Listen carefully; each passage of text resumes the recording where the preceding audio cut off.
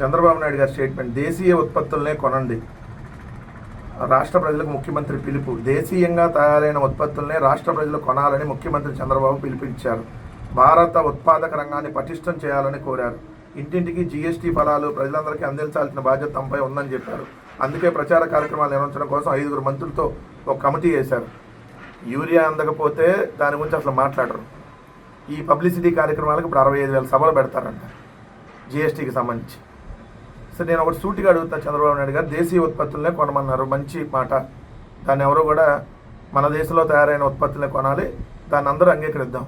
మరి మీరెందుకు పక్కన మాట్లాడితే సింగపూర్ వాళ్ళకి ఇద్దాము, సింగపూర్ కన్సార్టియము, సింగపూర్లో ప్రైవేట్ కంపెనీలకు ఇద్దాం, లేదంటే ఇంకో ఏదైనా వేరే విదేశాల్లో కంపెనీలకు ఇద్దాం. మరి ఈడ కూడా అమరావతితో పాటు మిగిలిన నిర్మాణాలు ఇక్కడ కంపెనీలకు ఇవ్వాలి కదా. అంటే సమర్థులు లేరా మన భారతదేశంలో? బిల్డింగ్లు కట్టే సమర్థులు లేరా?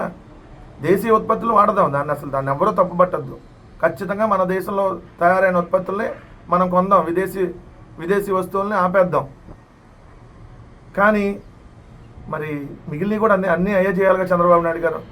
మీరు లెగిస్తేనేమో ఇక్కడేమో అందరినీ అక్కడ సింగపూరు, మలేషియా ఈ విధంగా మాట్లాడతారు. మరి దీన్ని కూడా చెప్పాలి కదా దీనికి సంబంధించి.